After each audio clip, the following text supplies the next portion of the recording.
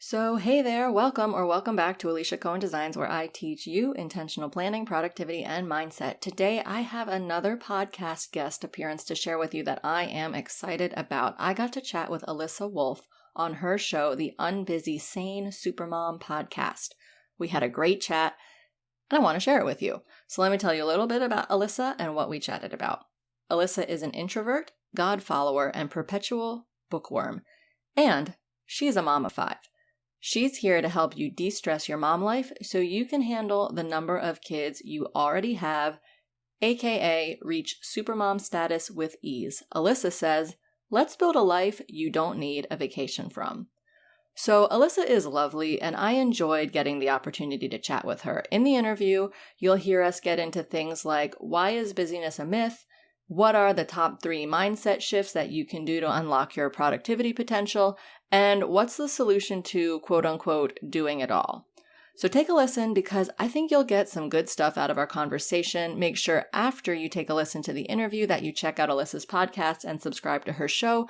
The link is in the description below, and also in the description below, you can find all of Alyssa's other links so that you can check her out, including her freebie. And you know I love a freebie. She's got the Calendar Sanity Checklist freebie for you. And while we're talking about freebies, check out my freebie that I have for you all, also linked in the description below, the Sync Your Season Primer Mini Workbook, which is a multi-page little workbook to get you reflecting and get you started on diving into your life season for the purposes of being able to live your life in a way that feels good to you and is effective, and where you're able to focus on what matters most. All right, let's get into that interview now. Enjoy.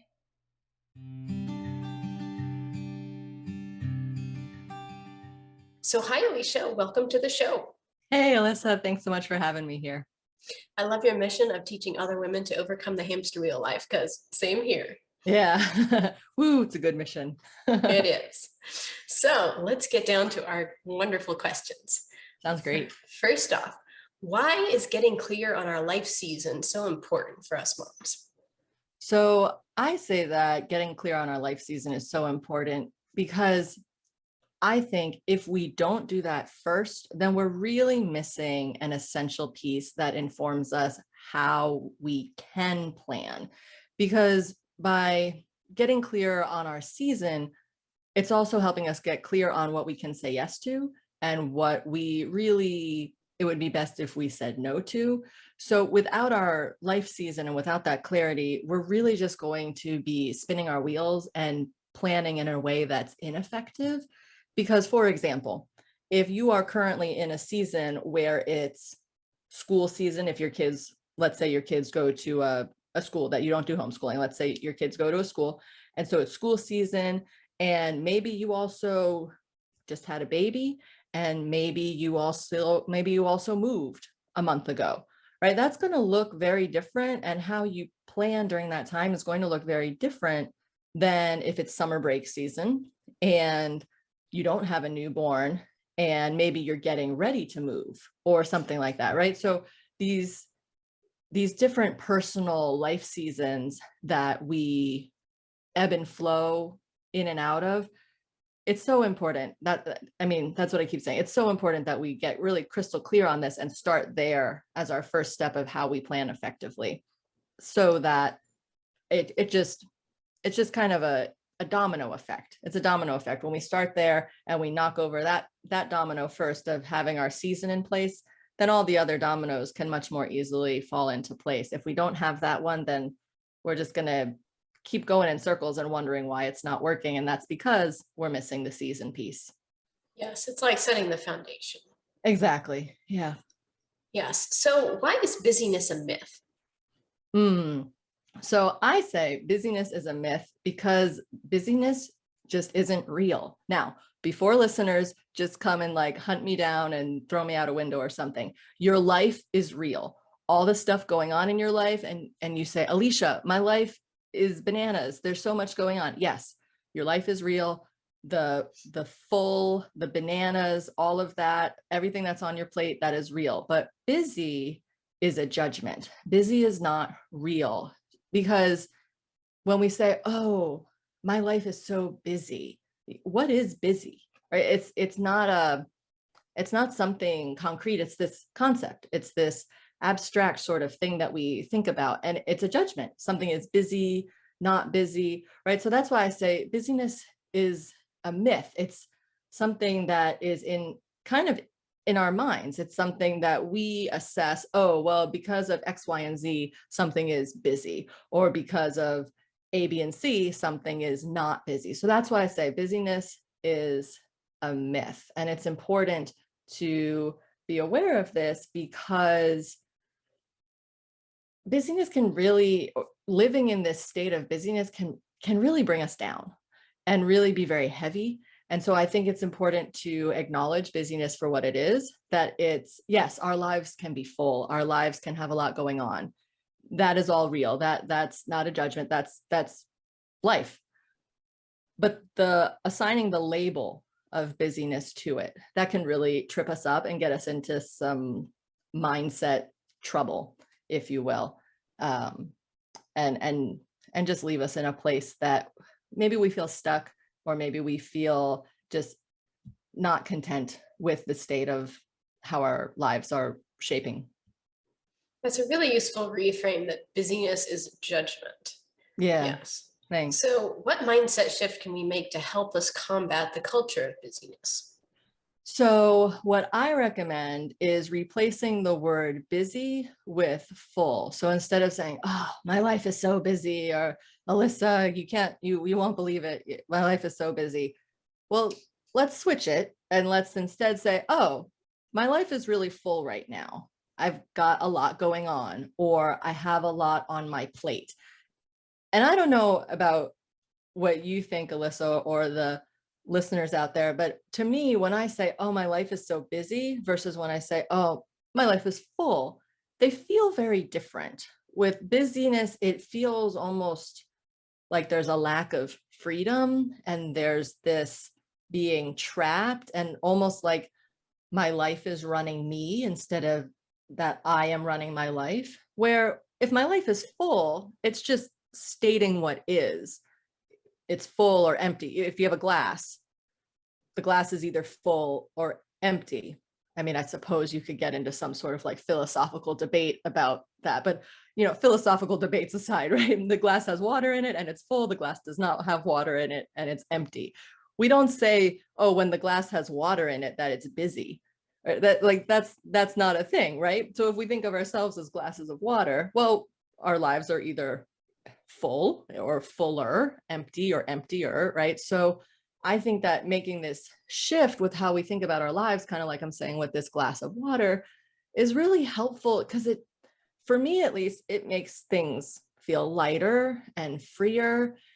And also I feel like when we are talking with people, with our friends, with our family, and we use the word busy, there can be this tendency for, I mean, I don't know, tell me what you think, but if you're in a conversation with a friend and she says, oh, my life is so busy, it's so busy right now, busy, busy, busy, right? Maybe you feel like, ooh, like either that you feel bad for her, or you feel like, maybe it feels a little uncomfortable, or, well, why are things so busy? And is it going to calm down, or are you going to do anything about it? Or then you start thinking, oh, well, she's busy.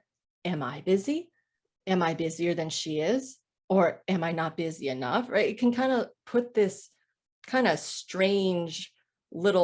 plant this strange little seed in our relationships of this tension, where if we just talk about what is, if we just talk about that it's full, or there's a lot on my plate, or not a lot on my plate, or this, or just spelling out this is what's going on, then there's a lot more freedom in that. And there's not, if I just tell you, oh, I have these things going on, 1, 2, 3.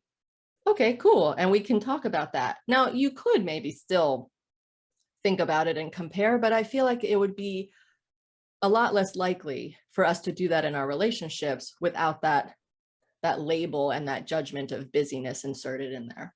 Yes. So suppose we've shifted our wording from busy to full, and we still think that our lives are too full. What are 3 practical steps we can take to rewire how our lives look? So the first one is going back to that season piece. So if we are feeling that our lives are too full, well, what happened? And what season are we in? And is what we are saying yes to and no to matching our season, right? So that would be practical step number one. Then after you've taken a look at your season, I mean, hopefully now you're feeling a whole lot better. But if you've tongue-tied, if you've taken a look at your season and you still feel like, my life is full, what do I do next? Well, go to your calendar and look at your calendar and look what's on there. Do you have appointments, social engagements, activities for yourself, activities for your kids that are contributing to that? Or maybe that's the entire reason that things are feeling too full for you right now. And what do you need to mindfully and intentionally maybe start to take out of your calendar? And actually, this comes to my third practical step, which is having a good system in place, both a good system for how you're planning and doing your productivity, how you're routinely coming back to take a look at your season and say, okay, am I still in the same season, or has it kind of slowly shifted into a new season? And my calendar, is my calendar still cleared out, or is my calendar still full or empty to an extent that feels comfortable for me? And if not, well, let's take a look at that. Or maybe your calendar is feeling empty. Maybe you have the opposite problem, and now you cleared it out too much, and now you want more either social engagement or hobbies or whatever. Well, then you can put stuff back in. But kind of having this practical, or this, I'm sorry, intentional system where you are revisiting and evaluating things over time and being mindful about it. Yes, that absolutely works. So switching gears, I love this term you've come up with, mind swirl. Can you tell us what's the problem with mind swirl? Sure. So first of all, let me just say that when I say mind swirl, what I mean is just that in your head, the ideas, the thoughts, the to-dos, the tasks, the everything swirling around, and you feel like your brain, your mind just won't be quiet. There's just this constant chatter, and sometimes you're like, where is the off switch, please, somebody? So the problem with this mind swirl and not addressing it is that we really can't be effective when we have the mind swirl going on. Our brains are meant for creating, problem solving, coming up with ideas, that kind of cool stuff. Our brains are not meant to be glorified, overqualified, like pieces of paper and smartphones where we're just keeping information. Our brains are not storage devices. I like to say our brains are not containers. Our brains are not containers. They're not meant to be containers. However, we use them as containers, and then that's where the problem of the mind swirl comes in. So again, when we do this, we're just not using our brain as it's designed to be used, and we just can't be as effective as we would otherwise if our brain was quiet. Because when our brain's quiet, then we can problem solve, come up with ideas, create, and just do all the, what I think is the really cool stuff that our brains are able to do. Yes, I love that saying our brains are not an overqualified piece of paper. That's great. Thanks. So what are the top 3 mindset shifts that you feel are helpful for unlocking our productivity potential? Yeah, so these actually go along well with your other question about the 3 practical steps. So I would say if there was a 4th practical step, that would be also attending to your mindset. And so these are going to tie in really nicely with the other 3 things that I said already. So the first one is what we have talked about here, going from busy to full, making that word swap. And just to put it out there, there's no, busy word police. No one's going to come hunt you down if you are still using the word busy. It's okay. It's part of our culture and our society. It's a word that we all say and use. Even I say it sometimes because it just is how we talk. But just starting to make that swap, and just noticing too how you feel when you make that swap, what it does for your own mind and your own just being able to take a breath about life.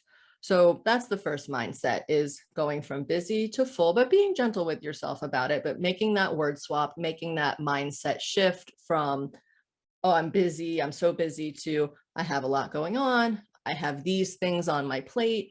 I have these things going on. I have a full life. So that's the first one.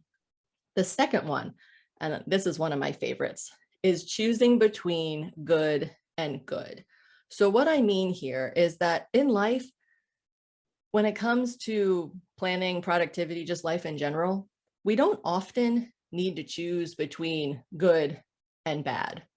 We're not choosing between, oh, do I want to take up watercolor painting, or do I want to go organize a jewel heist, right? We're not choosing between these sorts of things. That's not real life. We're not choosing between good and bad. We're choosing between good and good. Do I want to take up yoga again, or join that book club that my friend told me about? Choosing between good and good. Now, maybe you can do both depending on what season of life that you're in, but maybe by doing both of those things, well, then what you're sacrificing is your sanity. And so you're actually choosing between good and good and good.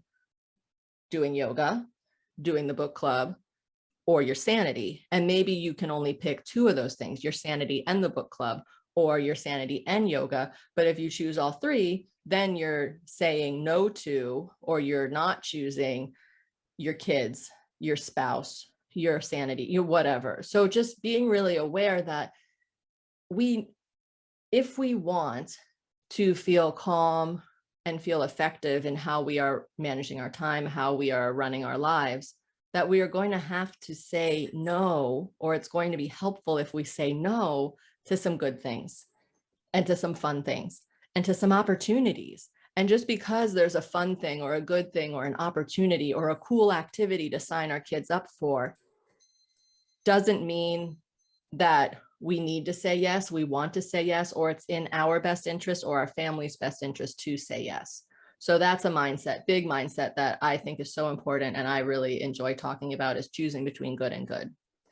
And then the third one that I really recommend is, again, another mindset shift here, which is what we're talking about, replacing have to with choose to. So just taking that ownership. As I mentioned earlier in our conversation here, talking about, well, are you running your life, or is your life running you? Right? If your life is running you, then it feels like everything is a have to. I have to do this, I have to do that. But really, 99%, I would say, of what we have going on in our lives is some sort of choice. And it might not feel like a choice, but it still is. And let me give an example to help drive this point home. So say you have a baby and your baby wears diapers. Well, the baby needs a diaper change, right? Or at least that's what we say. Now you say, oh, I have to change my baby's diaper.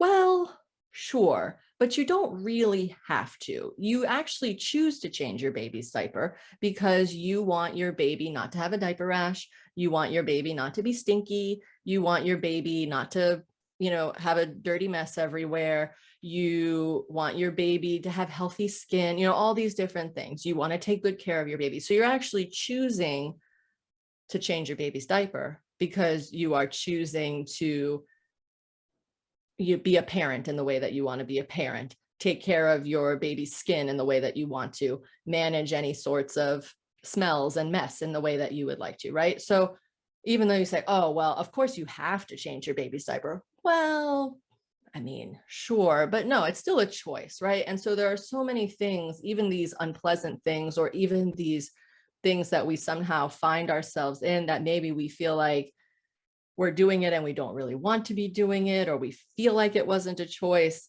Take a really good look at it, because like I said, 99% of the time, even the trickiest things, there's still a choice and there's still an opportunity there to say no. And that's important and that's empowering. And when we make this mindset shift of looking at, well, actually, I choose to do this and I choose to do that, it puts us in the driver's seat. It feels empowering. And then it gives us the road, the path to creating lives that we feel good about and that we feel that we put together and we created. as opposed to that life just happened to us. Yes, those are all three great tips. I really like your second one, pointing out, look, you're not failing. It's good and good. It's not, oh shoot, what if I make the wrong choice? When they're both good, Yeah. it's perfectly okay which road you take. Yep. Yeah. It's sad sometimes choosing between good and good, because both things sound cool or fun or are good opportunities. And like you're saying, there's no right or wrong. And if we want to have lives where we're feeling calm and we're feeling effective, well, if we're just piling in, even if it's all good stuff, what do they say? Like you can have what is the expression? You can have it all, but not at the same time, or you can't have too much of a good thing. No, that's what it is, right? You can't have too much of a good thing. Well, no, actually you can have too much of a good thing, because if you do book club and yoga and sign your kids up for soccer and swimming and well, those are all good things, but now you don't have downtime, rest, calm, you're just running around. So there's not a right or wrong answer with choosing between good and good, but there is a way to do it so that you create the way you want to feel in your life. So sometimes we feel like we shouldn't have to choose between good and good. When you hear moms ask, how does she do it all? What's the real question she's asking? Oh yeah, how does she do it all? That is another one of these. So we talked about how busy is a cultural thing that is thrown around in our society. So this notion of doing it all, and I put that in air quotes, that's also something else that we kind of throw around in our culture, in our, womanhood culture, our motherhood culture. And it's another myth. It's another illusion there. But the real question that I want people to think about when you're looking at someone and you're saying, oh, I don't know, how does she do it all? Oh, look, she's doing it all. How does she do it all? Stop. Because the real question, or there's kind of like a series of questions here. One of these questions is what is underneath this, which is that you see whoever that person is, that she's doing something that you wish you were doing. That's all it is. She's not doing it all. She's just doing something that you wish you were doing. And the question then is, how can I take steps to be able to do that or work towards that? How do I do what I want? How do I do what I desire? How do I create my life in a way that feels amazing? Because you're looking at her life and her life looks so amazing, but that's not unattainable. And when she's doing it all, she's just doing something you desire. So you say, oh, okay, well, what is she doing that I wish I were doing? And what steps do I take to create that amazing life for myself? It's not this unreachable, unattainable, magical thing. It's again, with intentionality and mindfulness, it's something that then we can bring into existence for our own selves. That's a really great reframe to say, no, she's doing something that you actually want. It's not about her. It's actually about you again. Yes. So yes. What's the solution to doing it all? So I think the solution to doing it all is just getting really clear on actually those three words, what doing it all, what that really means. And so again, like I mentioned, it's an illusion. So that's the first piece. The solution is just an awareness that doing it all is an illusion, and just watching out that it's a phrase that we throw around in our culture that is perpetuating a toxic and harmful idea of life and productivity and achievement. So just starting there and being aware that's important. But then if we break down those words, so let's start with all. So when we say doing it all, well, what is all? When we say that, do you realize the word all literally means everything, like all, everything? Well, that's impossible. We can't do everything. So then what is all? Since all is everything, are we literally expecting to do everything? No, I would imagine not, but just to be aware of that, at best, I say, like, we're not doing it all, we're doing it part, right? So that's the first thing. Be aware of that word all, because all, that means, the whole circle. And when we stop and think about it, we know that that's not real life and that's not realistic. Then next, that word it. So then what is the it? Doing it all. So again, that comes back to this piece of, well, what's that it? What's missing for me? What is it that I see that she is doing that I wish I were doing myself? And to get clear and specific, because it is a very general word. So, oh, she's doing it all. Well, she's doing what? What is she doing? Again, so bringing it back to that. And then the third word, doing. So doing. What's important here is the who of the doing. Who is doing it all, and what is that person or those people doing? Because when we look also at women, especially if we're thinking about, maybe we see women on Instagram or YouTube or Pinterest, and she appears to have the whole put together perfect life, and she's quote unquote doing it all. Well, who is doing? Is she really doing it all? Because if you actually if you go on YouTube and you look up videos about anyone who has talked about doing it all, even the big names, the very successful, women entrepreneurs on YouTube, because that's who I've mostly listened to. When they talk about doing it all, they are not doing it all. They have a team. They have maybe a nanny, meal delivery service. They have a housekeeper. They have, all these different things, but we think, oh, well, she's got a business and she has 3 kids and she's married and she volunteers for this and she has a dog. How does she even walk her dog? Well, maybe she has a dog walker, but you don't know that necessarily just from looking at a snapshot of her beautifully staged home that she has posted wherever. So we want to look at, okay, well, when we say doing it all, well, who is doing the doing? Because she has help. And even if she doesn't have hired help, well, she's probably delegating to her spouse, maybe her kids.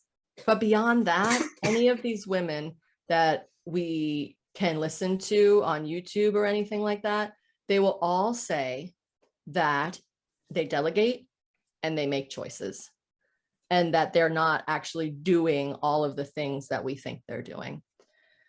So when we break it down like that, doing it all into those 3 words, and kind of take a look at those 3 words on a deeper level and what it really means, the phrase doing it all is really just kind of a very broad, non-specific phrase that really doesn't tell us much, and really doesn't, it sets us up for this notion, this unattainable, unreachable notion, when that's actually not reality. What's reality is, well, all is not everything. She's not doing it all. And then what specifically is she doing? The it that you want to be doing. And then the who, or the delegating, or the making choices and saying no to things. And that it's literally not everything, because you see the things she's doing, but then also what you don't see is what she's not doing. And maybe some of the things she's not doing, you're actually doing, and that's just not standing out to you, because what's standing out to you is what she's doing that you're not doing.